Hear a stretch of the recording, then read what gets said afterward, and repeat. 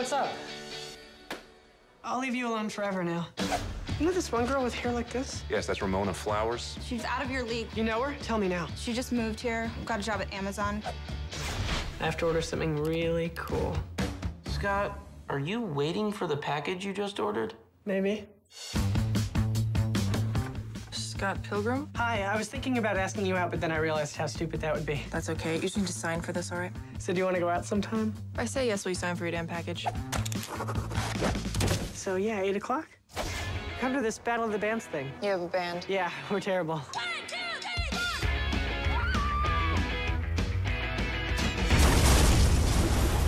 Mr. Pilgrim! I'm Ramona's first evil ex-boyfriend. What?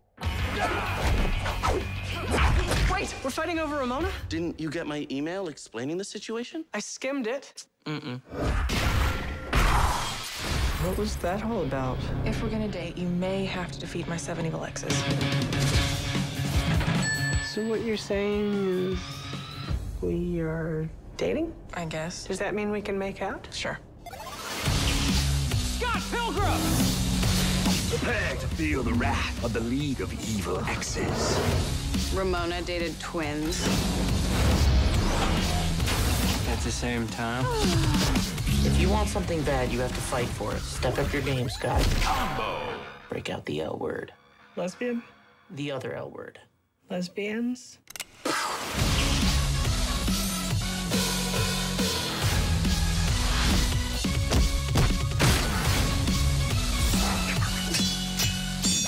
What are you doing? Getting a life. You want to fight me for her? Why on earth would you want to do that? Because I'm in love with her.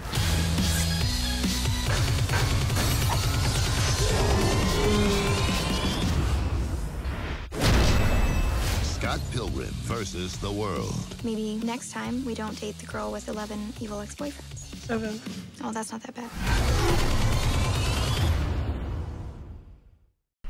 On the 27th of the new gen, Buddy Shotz. 27th episode, not 27th anniversary. The new era? Yeah. The modern era? Yeah. The attitude aggression or whatever it's called, the new gen. Hell yeah. Cool. So we're back for another week. Yeah. Nothing happened. I know. Neither of us died in our sleep. Yeah. So how are you? Good. How are you? Good. It's All me, right. Mike, and you, Matt. It's me, Matt. Actually, that was funny because I was watching a Red Letter Media commentary, and Mike said, "It's me, Mike." Dude, awesome. And I was cracking up, and I was like, "Wait a minute, what?" I'm like, no, just kidding. There's no way in hell they stole that from me. But it wasn't me, Mike. So, what do you have for your thing this week? We're into nerd news. Oh yeah, shit. I fucked up. I didn't even say that, did I? I'm sorry. Nerd. I think I'm just so excited that like the stream's actually working and Yeah. it looks fine. So this is a possibility. When we've been doing it remotely this whole time for the most part, but this is like the first time we've actually had it remotely where it doesn't look like shit. Well, it always sounded fine, I think, but it's always like been choppy as hell. So for the most part, the first one was pretty much the worst. I feel like. Go back and watch. Classic eps. Yeah. Then again, we used to not have video at all. Yeah. So, go for it, sir. All right. Well, my nerd news. I'm pretty excited about this one because it's about John Wick 4, which that's a really good series in my opinion. Yeah, yeah. And there's been new casting news. Oh shit! Really? Yeah. So Scott Adkins is going to be in John Wick 4. And I'm not sure if you're familiar. I'm really bad with like 99% of like musicians. Well, pretty much any celebrity name, I'm pretty bad at unless it's like someone nobody knows. I don't think a lot of people know him because he's like the current Jackie Chan. Okay. He's like a martial artist. He's been in tons of action movies, mostly like direct-to-video ones because that's where a lot of action movies go. But he's awesome, and he was actually in Expendables 2. He's like Jean-Claude Van Damme's sidekick, the guy that like kicks the knife into that dude's chest. You remember that? It's been a while. It's my favorite part of the movie. Like Jean-Claude holds a knife up to a guy's chest, and Scott Adkins kicks it in, stabs him. But Scott Adkins is freaking awesome. We're gonna have to watch one of his movies. Okay. And you'll learn to love him. But you'll learn to love him, yeah. even if you don't like him. I'll make you love him. I haven't actually seen pumped. the latest John Wick. I've seen 1 and 2, but I haven't seen 3. I mean, the first one's the best, I think, and it's gone slightly downhill, but it's still like 100 times better than any other action movie that's been made in the last 50 years. Well, that's not true. Maybe 100. So, as continuing on this this trend, I'm going to give you a choose your own adventure nerd news. So we have a horror based one. We have a possible government one concerning cover-ups, maybe. And we have a show that's been renewed that was highly praised. That was, well, I don't know. You might have seen it, you might not have seen it. But I'm going to have to go horror. Okay. You may regret that situation. This might actually be a horror fucking... I'm scared. Okay, so... It's 4th of July, by the way. People are setting off fireworks, so if you hear that, it's not some fuckers shooting off, like, Splatoon or cannons or whatever. Okay, so Interview with the Vampire series from Breaking Bad producer coming to AMC in 2022. So apparently, like, the Anne Rice whole like catalog was bought by AMC, and like Mark Johnson, who worked on like Breaking Bad, Better Call Saul, and *Halt and Catch Fire*, is going to lead development on the full Anne Rice collection that AMC acquired. So not only Interview with the Vampire, but like I guess all the other crap she's written. I'm not a big Anne Rice person, so I don't really know much about her stuff other than like I remember they came out with that like horribly reviewed *Queen of the Damned* movie. But like she's written a bunch of other stuff. I think a lot of it's like romance kind of stuff. But I remember *Interview with the Vampire* actually being pretty legit back in the day. Yeah, I haven't seen it, I think, since it first came out, but I remember thinking it was a pretty good movie. Yeah. But I haven't read any of the books either, so... Right, yeah, I haven't either. And I didn't see *Queen of the Damned*, but just because it just looked like so it was kind of like press. straight to deep, like VHS blockbuster crap. Like, okay, this looks like shit. If it's not shit, correct us. Yeah, I mean, if it's by anyone that worked on *Breaking Bad*. Yeah, that's the one thing that I was could be kind Breaking of Good. interested about, because they've put out good work. It's just kind of like, I don't know, it's interesting. Yeah. Consolation prize. The other ones were just the government released a UFO report that they were talking about, and like there was really nothing in it because it was like we've seen UFOs, and guess what? They're unidentified. Yeah, I was like, I don't know. I think it was funny because everybody was like, not everybody, but a lot of people were like, "Did you hear about this?" You know, I was like, "Dude, if the government's involved, they're not gonna. It's all gonna be like redacted and covered up anyway." So. Not like I'm like somebody that's like, oh, the fucking, you know, there's conspiracies, but, you know, pretty much after the pandemic, if you don't believe some shit's kind of fucked up, then, you know, I don't know what to say. Yeah. Trump 2024, I guess, for you. And then the 4 more years. 4 more years of pure, unadulterated piss. They're actually renewing Good Omens for a 2nd season. I'm not familiar with that one. It came out like on Amazon. It's a Neil. I was gonna say Neil Breen, but that's not right. Do you know who Neil Breen is? Yeah. It's a Neil Gaiman and Terry Pratchett like collab, like from the novel, cool. And it ended like pretty much like there was really. I think it's being made in the 2nd season because the characters were so liked, but like. There really doesn't need to be a 2nd season because it pretty much, from what I saw it was pretty much like, this is it. You know, like, this is the end of the fucking shit. But it's never stopped them before because even though Game of Thrones ended horribly, they're making like 20 Game of Thrones series. And even though like the New Line stuff like did really well, they're making like a fucking Lord of the Rings show. So, because I think, didn't the States say they hated the movie? Yeah. And I'm like, Yeah, I hate fucking money too. Fucking idiot. Okay, so what's your recommendation? Which actually, that reminds me. We're moving into recommendation nation. Nice. Ow! That was hot. You're like, actually, it's not that hot. It's cooled off. But... I have a weird one this week, but it was brought on because for some reason you mentioned Pauly Shore last week. It was because you brought up 12 Men or something, 12 Angry Men. Yeah, and, Jury Duty. And we were talking about how like it's weird that like the jurors solved the case and not the fucking people.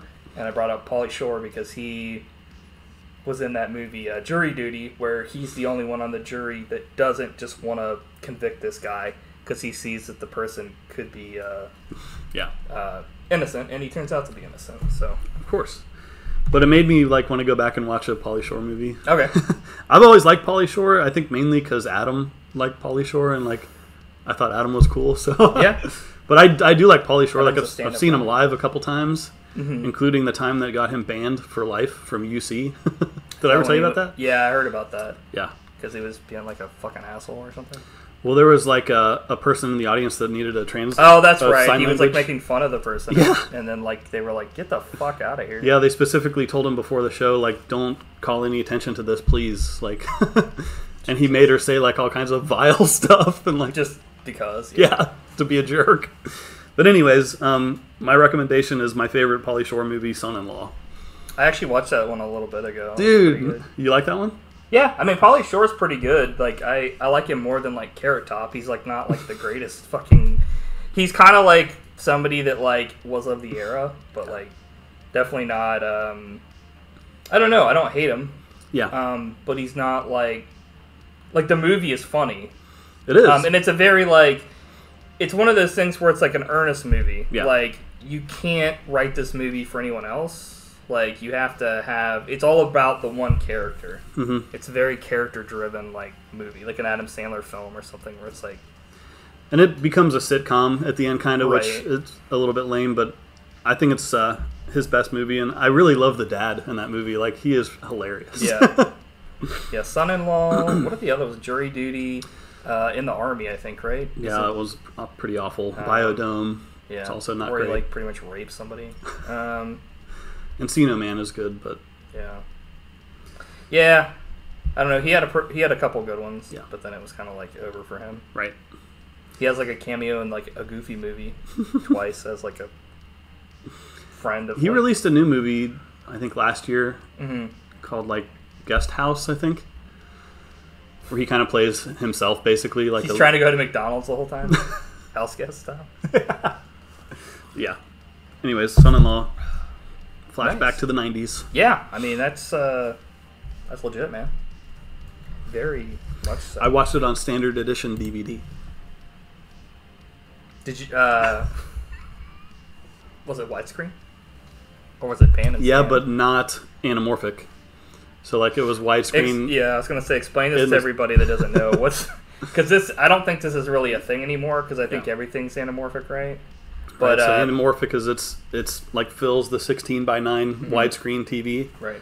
But this one is like it displays in the 4:3 aspect ratio. Stretched. But it's not stretched. It has the bars on top and bottom.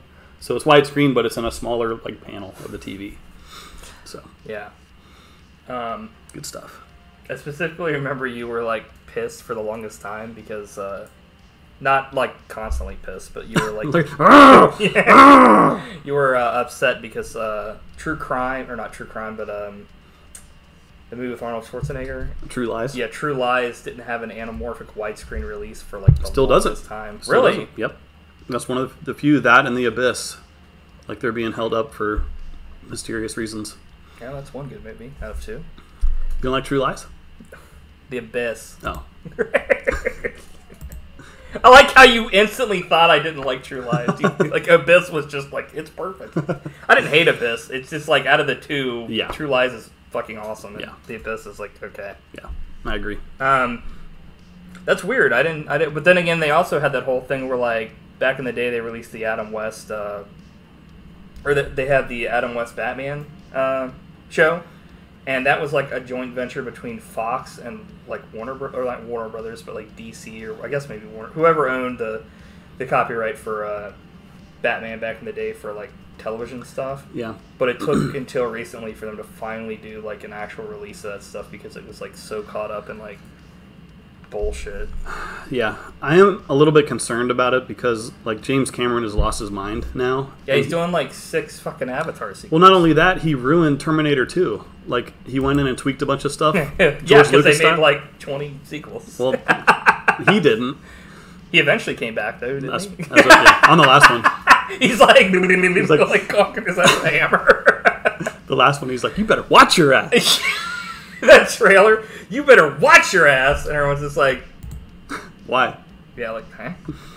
Yeah, you better watch your ass already. You better watch your wallet because we're gonna get you again. Anyways, yeah. So, enough bullshitting. Actually, no. My recommendation is tied to this week's topic. I recommend Scott Pilgrim versus the World, the game.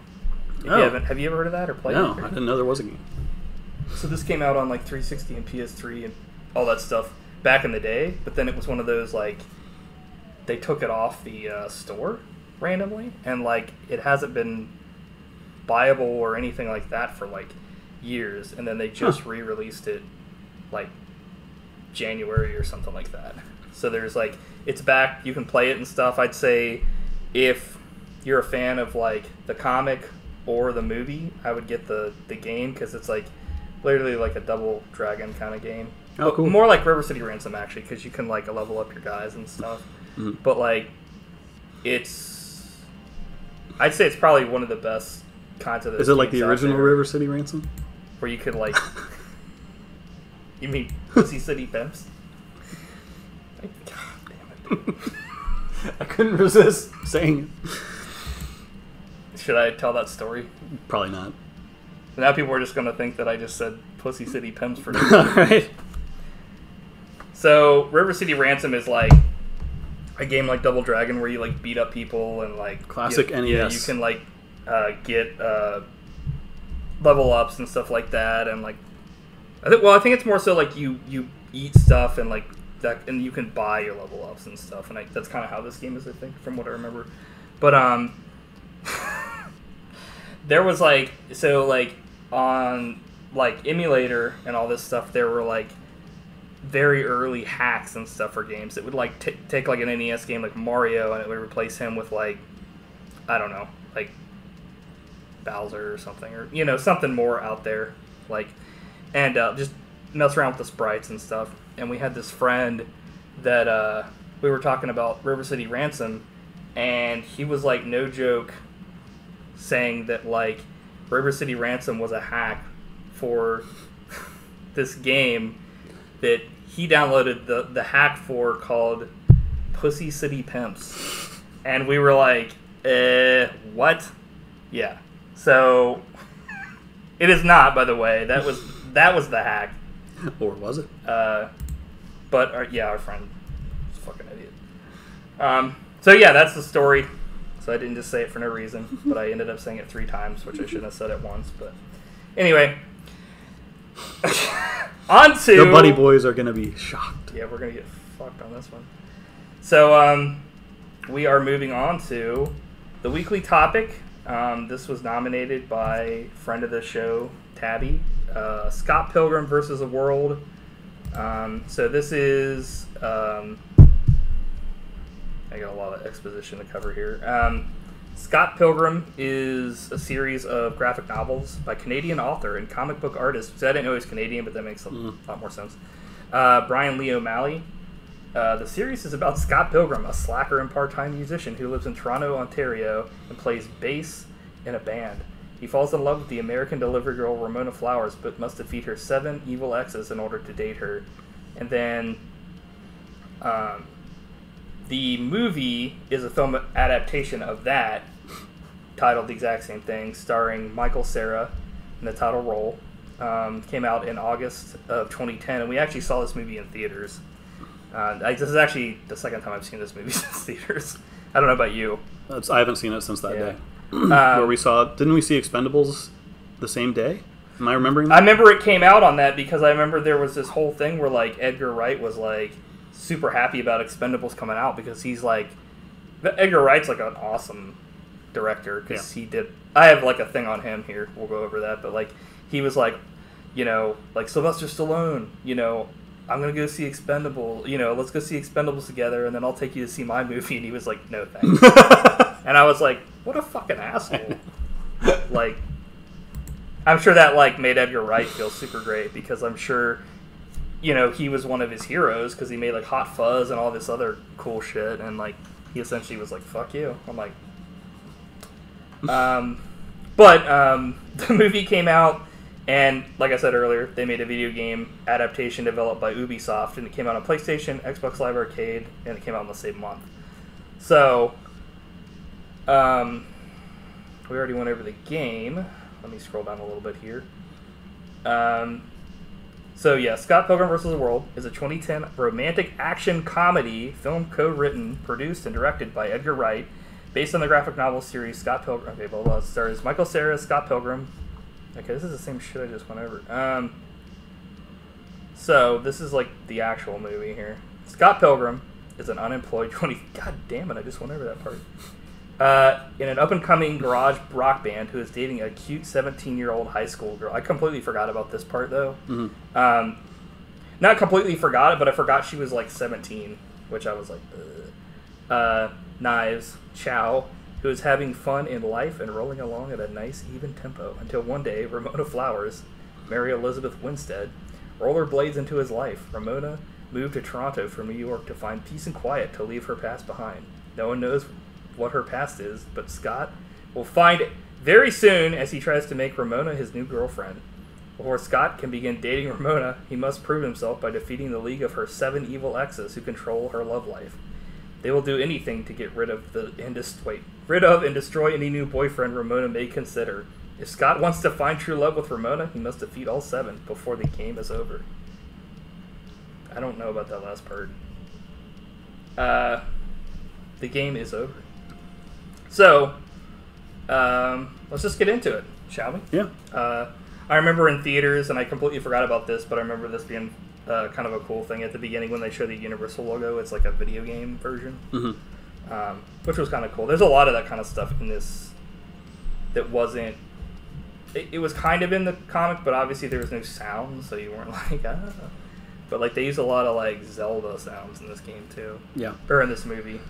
I mean, this movie definitely succeeds at feeling like a comic book that incorporates a lot of video game stuff in it. Yeah, actually, I have a note that says, like, regardless of, like, what you feel about this movie, like, you can't say that, like, it doesn't do a good job of, like, making it feel like what it is, and it does a good job of, like, for the most part, like, the characters, and, like, it being very stylized, and, like, I even have a thing here that, like, the dialogue reminds me kind of like Kevin Smith writing. It's, like, that certain, I don't know, it's got like that college feel to it. It's like, I don't know. It's this very sarcastic. Yes. I don't think it's anywhere near as clever as some of Kevin Smith's dialogue. No, yeah, I agree. But it definitely, everyone is the like too cool to care about stuff. It's less hipster. It's less Shaun of the Dead and more End of the World. As far as like shit dialogue. I knew you were going to slam that movie like a million times. Oh, we're just getting started. So the credits start, and this movie is like jam-packed with people that are essentially like in years down the road from when this movie came out in 2010 are like kind of like the big people now in entertainment. Mm-hmm. I'm going to read off some of the people here. Except for Michael Cera. Yeah, Michael Cera kind of didn't really do anything after this. I mean, he did, but I mean... I have to give a shout out to Kieran Culkin.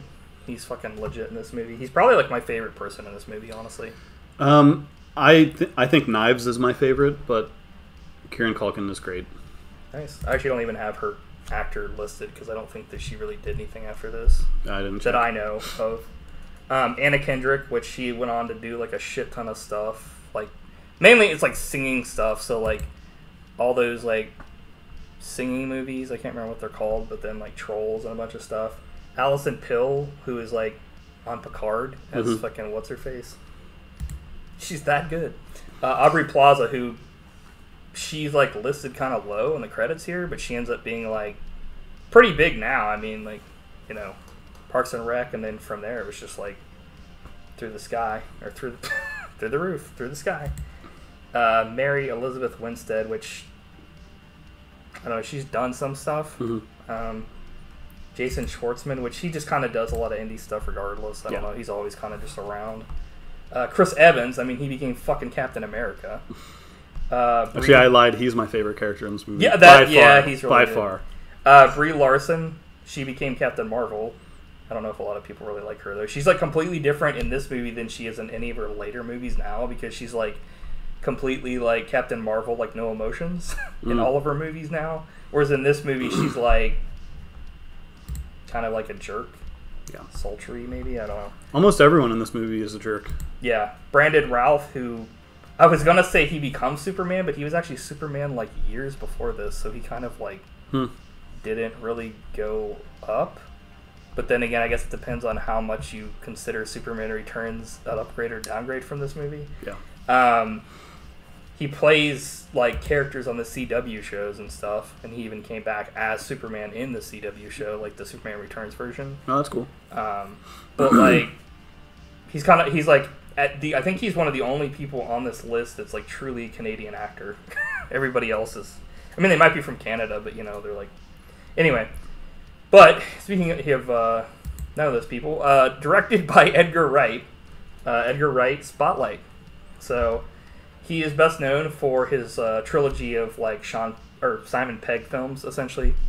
Shaun of the Dead, Hot Fuzz, The World's End, and then this Scott Pilgrim vs. the World, and then he did Baby Driver, and he's actually doing an upcoming The Running Man movie. Yeah. So, which if it was by like, I would say he's one of the only handful of people that would I would be interested in seeing a movie by, because regardless of, you know, whether you, like I said, like or don't like this movie, he at least did a good job with, like, for the most part, translating this stuff. Because I've read the comic, and I've got some issues with the movie. Like, I even have issues with the movie when I watched it back in the day, because I had just got done reading the comic, or, like, the graphic novel, and then I, like, watched this and was like, for the most part, it's pretty faithful, but I'll talk about parts that I was kind of like, but yeah, pretty good track record for Edgar Wright. Yeah, he's one of my favorite directors.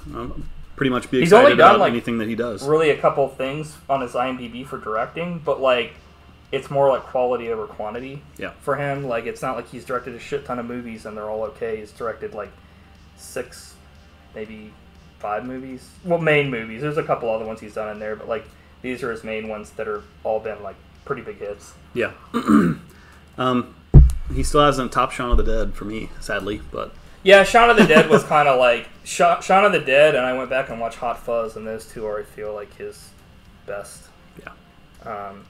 I feel like that's where he put his most like heart into it. Right, because, and like, that's one of the biases I have against this movie is like, I love like all his movies because he and Simon Pegg wrote them, and this one's like, because he made Scott Pilgrim, that's one less like original movie he could have made, you know? Which, that's probably just crazy of me to think that way. But, I mean, I'd still rather watch this than The World's End, but dude, I'll keep saying it. The first hour of The World's End is amazing and worth watching. Anyway, moving on. The first hour of The World's End is the best thing that Edgar Wright has ever done. It's amazing. It's pretty shit. I won't say it's shit. I would just say, like, the rest of the movie ruins the whole first half for the most part. It's unfortunate. It is. Yeah. I agree. I feel like that movie, like The World's End, like, not to like talk about that the whole time instead of this movie, but like, I feel like the first two were where they put their like passion and they had ideas. Like, let's make a horror movie. Let's make like a buddy cop movie. And then The World's End was just like, well, we got to make one more Simon Pegg movie to like round out the trilogy. Yeah. Let's just throw whatever we can out there. Let's do a pub crawl, and that's pretty sweet. But then let's like throw all this other bullshit into it and ruin it. Yeah, exactly. The characters are amazing, and they just once the alien or robot or whatever stuff starts, it's like yeah. I think could we just have like more of the characters talking? Yeah, that was what was the great. Simon Pegg character is probably like my least favorite character of any character I've ever seen on screen. But he's not supposed to be likable, like right, but he's just a shit character in general. I think he's an amazing character. That's good. Yeah. Do you have that movie on DVD? Mm-hmm. I think we watched it together when it first came out on Blu-ray. If I remember correctly. Did you see my face the whole time, giving a sour face? I don't remember. Yeah. You were too busy. He's a better character than Scott Pilgrim. I don't know about that. Scott Pilgrim is annoying to me. Scott Pilgrim is like... but I think he's supposed to be, right? Like, that's kind of the point. Not really. That's the thing is, like, in the comics, I never felt like he was like a complete asshole. Really? Yeah. He sure is in this movie. Well, it's also Michael Cera. That's another problem. He's kind of like... He's just kind of a big weenie. Like...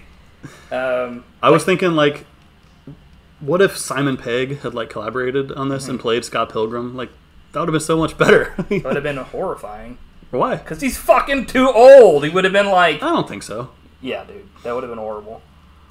It would have been better than Michael Cera. No. I think the power of Simon Pegg and Edgar Wright is, like, what you need. I miss Simon Pegg in this movie. I'm not like... I don't hate Simon Pegg, but I don't think he's, like, the greatest shit ever. I think he can be great. Like in Shaun of the Dead, he's hilarious and good. Yeah. Wonderful in that movie. But then again, the Star Trek movies were... I don't blame him at all for the Star Trek. For his acting, I know, right? Can't blame an actor for acting.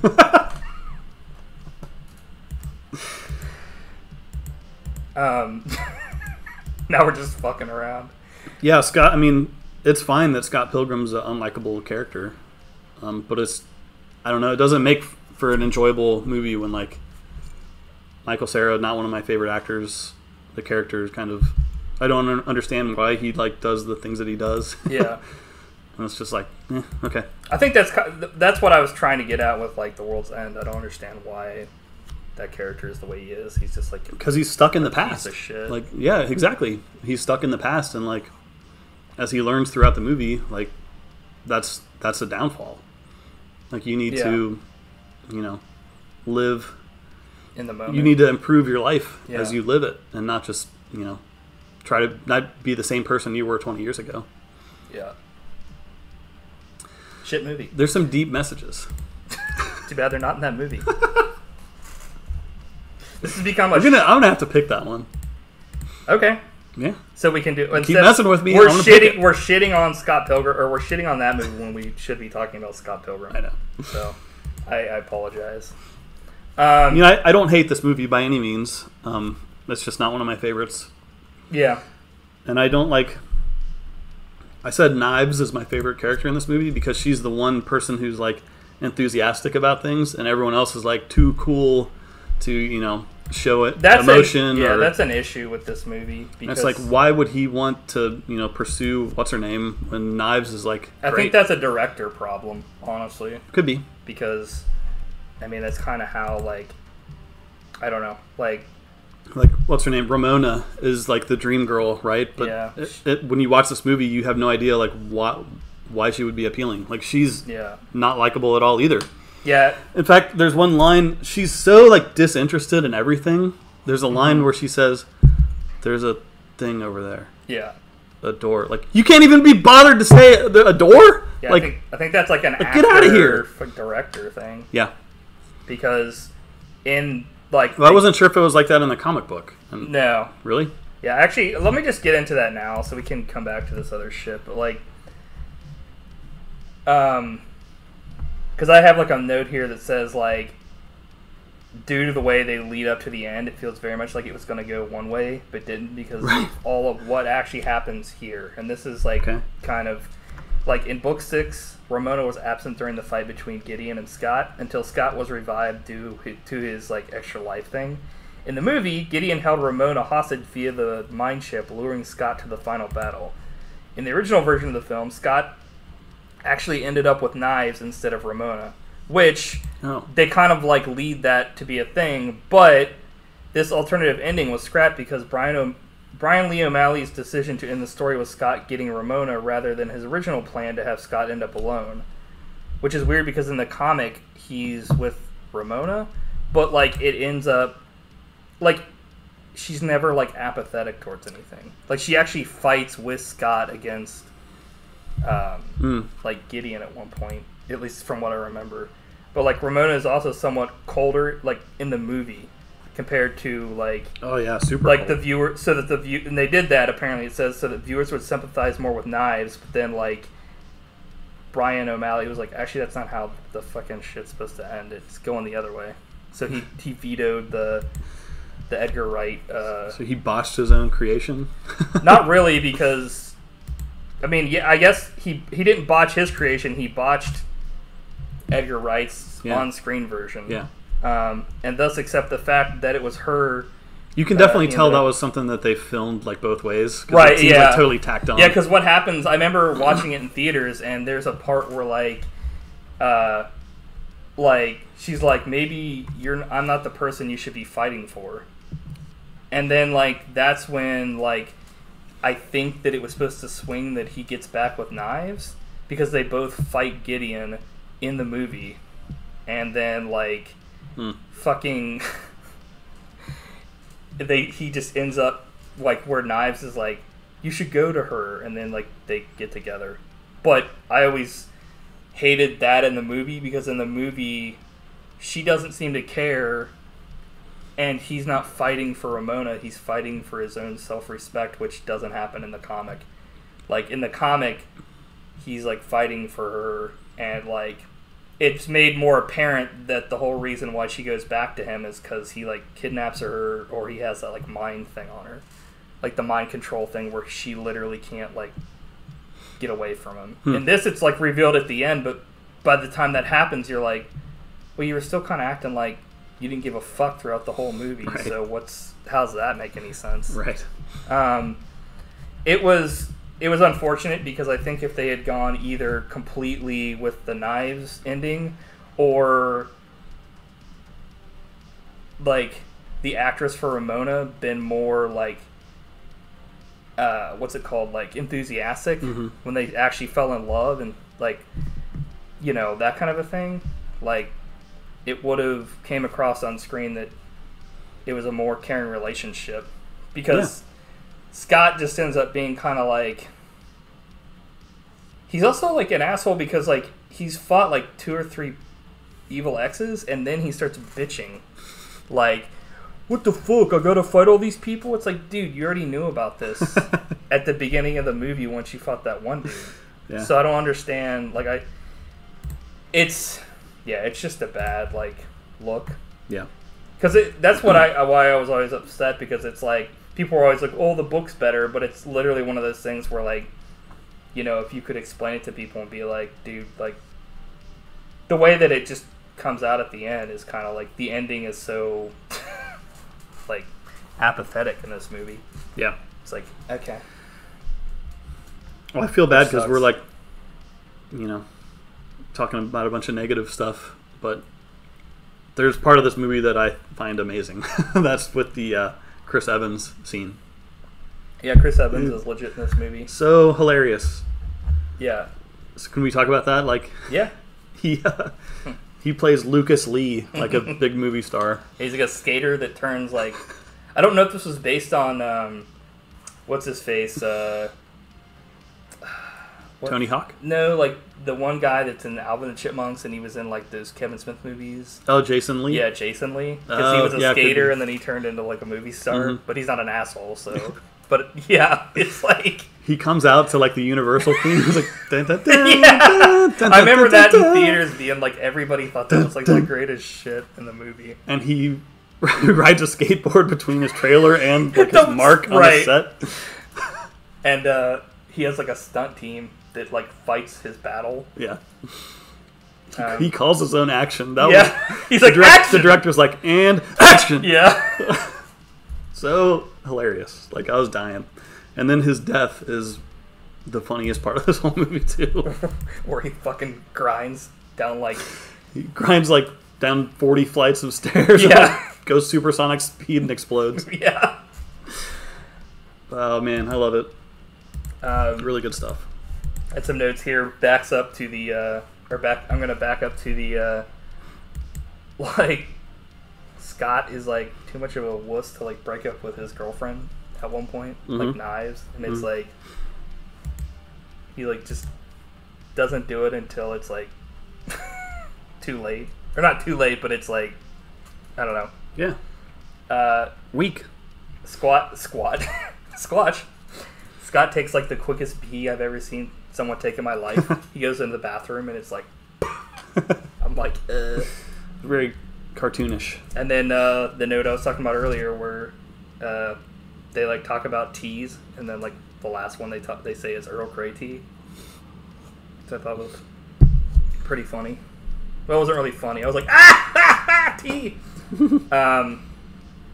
Yeah, that was something that they didn't talk about in this for the most part, but it's something that's talked about more in the comics is Ramona's use of like doors that she uses to like transport, and then she also pulls stuff out of her like handbag. She has like these items that she can use, but it's like they didn't want to go too far into the like the ridiculous realm, but it's like they're already having these fucking ridiculous fights. Yeah, there's tons of magical stuff. So I don't understand why they didn't talk more about that. Probably because they were like, we don't want this character to be appealing to anybody. Apparently. I'm like, cool. Matthew Patel was like fucking, I forgot that he had a song in this. I remember like when that happened in the theater, I was like, what? I did appreciate like the musical numbers in 90% of movies. Like you can tell that they're not actually playing, but that you can tell that that's accurate in this movie. Like they're all actually playing. Yeah, just good detail. I like the fights in this movie were pretty legit for the most part when they happened. They weren't like the greatest shit, but they were like at least like they didn't have a bunch of shit where it was like you couldn't see what was going on. There were definitely most of the scenes were captured in a way where you could tell like obviously people were just running up and getting their asses beat in like that one scene, but it was kind of like I thought so up until the last couple. I thought that the Gideon scene, like the fights and all that crap, were kind of like, okay, this sucks. Yeah, I think that the editing was still a little bit too much for me. Like, yeah, I don't know. I thought the action was fine. Towards the end, I was like, not great. It's better than like most of the movies we've seen with action, where I'm like, true. Oh my god, this is shit. What do you think about the Seinfeld part?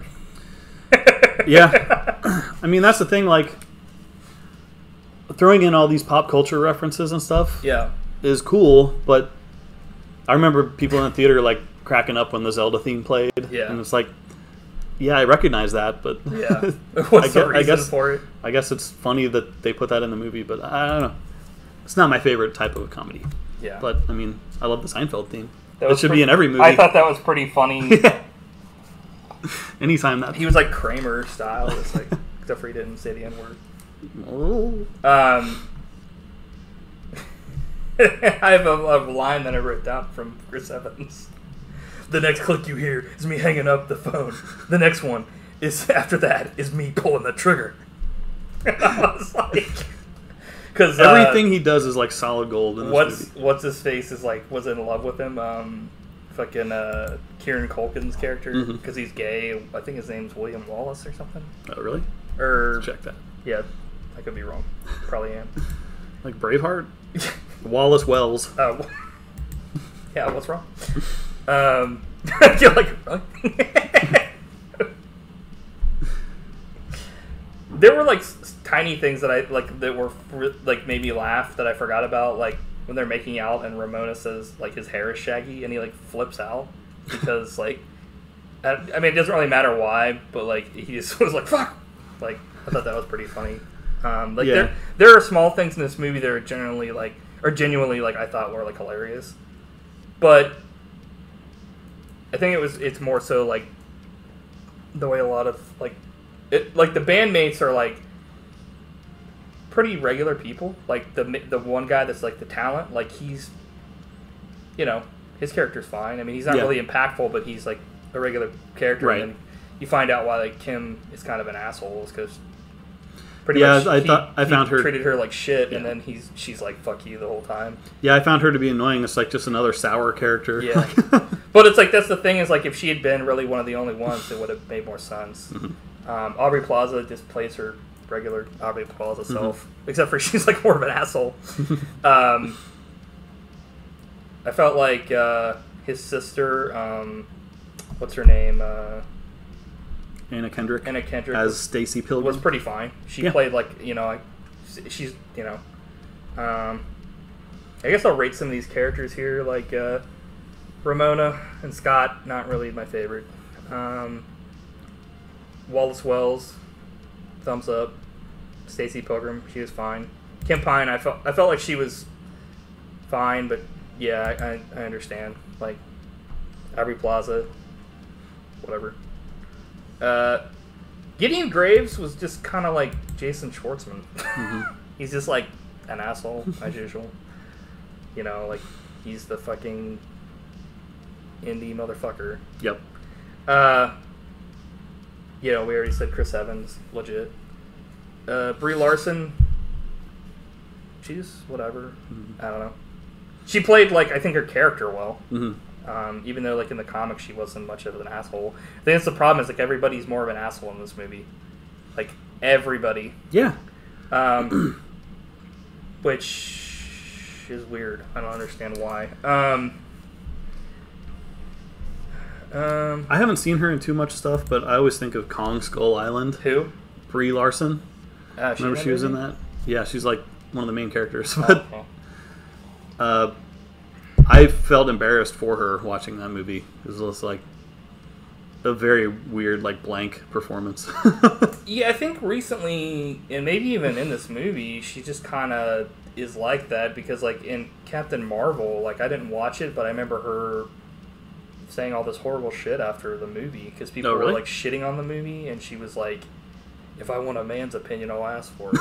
And I was like, "Yikes!" Damn. I mean, I'm on her side, like people's side when it comes, you know, like I'm down for like obviously women's rights and stuff, but like I feel like that's not really the way to go about it, is to like shit on people. But maybe sometimes you gotta. Yeah. If that's your fetish. Like you in The World's End. Yeah. I gotta get the justice out there. So I will say I have a couple favorite parts. This is one of my probably favorite parts of the movie. Knives comes to the door, and like Wallace answers it, and he's just like, "Oh, Scott's not here right now," and he fucking jumps out the window in the background. Remember this? Yeah. I think we both fucking died laughing in the theater. Like, yeah, that was funny. I think that's probably like my favorite single part in the movie, like comedic wise, because he was like, and then she's like, "Really?" And he's like, hand comes back in and grabs the fucking coat, and then he like you see him in the background walking away. And you're like, okay. That's a joke that always killed me on The Simpsons. Like they did that all the time, and it was can't go wrong. Yeah. There's this like one part where they're getting like coffee, and like Scott's trying to tell Ramona that like he likes her and stuff. You know, like he's like, I don't think anything could get in the way of like he's trying to say like his love for her, and he's like, I don't think anything can get in the way of shit, but the way I shit because like his ex like shows up. And then there's another part where it's like he's like, I gotta pee or I have to talk to her, and he was like, I gotta pee on her. And I was like, what? Brandon Ruth is a vegan, and he like ends up like being tricked into drinking like half and half, but then it comes out that he ate chicken and a bunch of other shit at one point, and like the fucking vegan police shoot him with like kryptonite since he was Superman pretty much, and like take away his powers. And then when like Scott Pilgrim kills him, the fucking police like high five in the background in slow motion. They're like, yeah. And I was like, Jesus. I did enjoy the vegan police. I thought that was a funny idea. Yeah, I thought that like his character was, an asshole. But, I mean, I will have to say, like, him, Chris Evans, and, like, Patel, their fights were all, like, unique and kind of cool. Whereas, like, some of the later ones are, like, I don't know. But anyway. I'm with you on that one. I have a note. Scott starts acting like a big baby. Or I guess I should say continues. Yeah. Background voice. If I was Scott Pilgrim, I would be so embarrassed right now. I just had to write that down because it was after he beat up the one lady that was like in a lesbian relationship with Ramona at one point, and she like I guess orgasms to death. Which I was like, why didn't you do that to all the other dudes? Yeah, good point. He should have just like, Jesus. Here's my other note. Another scene of Scott being an asshole. And that's pretty much this entire movie. During the twin fight, God, this is a horrible note. During the twin fight, Scott, when the dragons attack and the band flips over backwards, I was cracking up. Yeah. Written by a 2-year-old. You need to rethink that sentence structure. I know. I remember we thinking. I remember we're thinking. We're thinking. And now we're thinking. We're thinking, mama. We've been jamming. We've been thinking. Okay, anyway, come to the beach. I remember we thought this was pretty funny at the time, where, what's his face, the main band guy is like, we screwed the pooch in front of Gideon Graves. And I was just like, what the fuck? I think that was the first time I'd ever heard that before. Was in that really? movie, yeah, so I thought it was so funny. I think the first time I heard that was in True Lies. Charlton Heston says it. Oh, remember funny. He's in that movie? It's been so long since I've seen that movie. Yeah. Because you won't let me see it because there's not an anamorphic on screen. Every time I try to watch it, you're like, what? So Gideon comes back to take away Ramona of her own free will, which is the only... So I wrote this before I found out that... Because I completely forgot about this because I think in the theater I was so pissed off that the way that this ending happened that I completely glossed over the fact that they do show that like she has that chip. But it's almost like an afterthought the way they show it. It's like... Gideon calls knives Kung Pao chicken, and I'm like, what the fuck? I thought that was pretty fucked up. There's also another part in this movie where, like, Kim Pine says retard, but it was 2010, so... Well, that's changed even since then. Yeah. So Gideon literally gets his back broken in the fight scene, but he's all good at one point. He gets, like, flipped over something, and he, like, lands, like... with his back on like the stairs, and he's like, and I'm like, okay, like Raid style. Yeah. And then Ramona explains how Gideon has a control chip on her. I actually didn't write any notes after that. I just put end of film. That's the best note yet. I had Kiss Me, I'm Dying, but I don't remember. Maybe that was a line in the movie. I don't think that happens at all. Why did I write that? What? Kiss me, I'm dying. Maybe you mean right now. I'm like, you have something to tell me? But my last note is, did you notice in the Chris Evans scene where they were filming at that castle? Yeah, I remember the castle in the scene. We've been there. Oh, really? Remember when we went there on the Toronto trip in 6th grade? I remember the trip, but I don't remember the castle specifically. Yeah, it's some castle in Toronto. Huh. That's the one where you threw up on the bus. On the way home. And I think it was that night. They had to stop the fucking, like, buses. But that was also the first... That day, when we went to that castle, was the first time I ever heard any of the Adam Sandler tapes. And, like, my mind was blown because I'd never heard anything that had filthy. to have been, like, one of the earlier days, because I remember we listened to those tapes over and over again on that trip. It was, like, me, you, Adam, and some random... I'd never heard anything that filthy before, and, like, my mind was blown. Yeah. But it was if you haven't heard, go back and listen to the early Adam Sandler albums. They're great. Just like Adam Sandler. Yeah. Trying to think if there's any other things about this film, because I feel like the Nega Scott thing was something they changed, but I feel like it wasn't bad. It was kind of funny. It was like something that they changed that was funny that actually worked in this, like because in the comic he like fights him and stuff, but like in this like he shows up and they literally just like are friends. Yeah, when he showed up, I was like, oh, another fight? Like, I'm ready to be done, so I'm glad. I think they realized thankfully that like the way that they did like the Gideon fight was like 20 fights. It was like so long and felt so stretched out that by the time that happened, they just get it over with.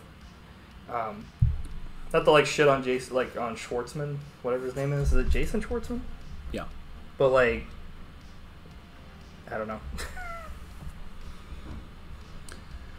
Well, I feel like we were pretty negative on this, but I mean, I will say this is a really well-made movie. Like, I don't think anyone can dispute that. Like,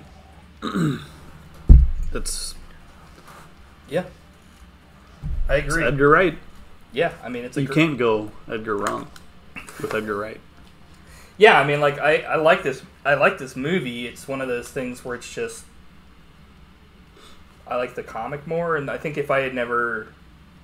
Maybe I would like the movie less if I hadn't read the comic, or maybe I would like it more if I hadn't. I don't know. That's the thing. Is it's one of those things where it's definitely there are two different types, two medium types, but it's also like this movie takes place over like a couple days, whereas like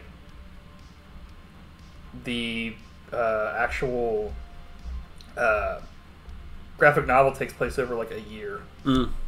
So like, yeah.